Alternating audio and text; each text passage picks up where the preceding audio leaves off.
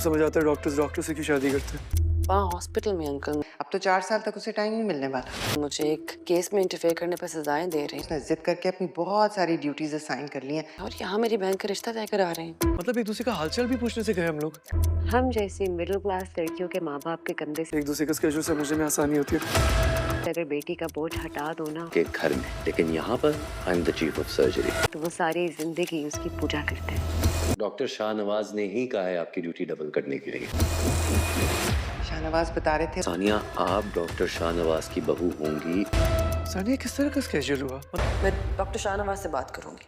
हाँ लेकिन डॉक्टर का शेड्यूल यही होता है। शाहनवाज सानिया की बहन का रिश्ता डॉक्टर साद के साथ करवा देगा तो सानिया बहुत हैरान होगी कि एक तरफ तो शाहनवाज सानिया को हॉस्पिटल के केस में इंटरफेयर करने पर सज़ा दे रहा है और दूसरी तरफ उसकी ही बहन का रिश्ता तय करवा रहा है।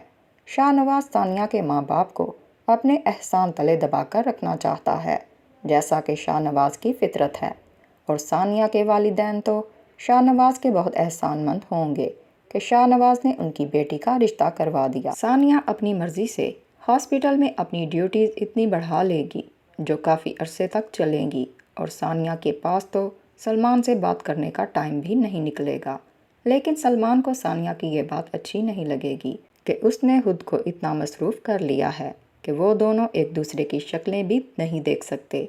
सलमान तो गुस्से में सानिया से ये तक कह देगा कि सानिया को एक डॉक्टर से ही शादी करनी चाहिए थी।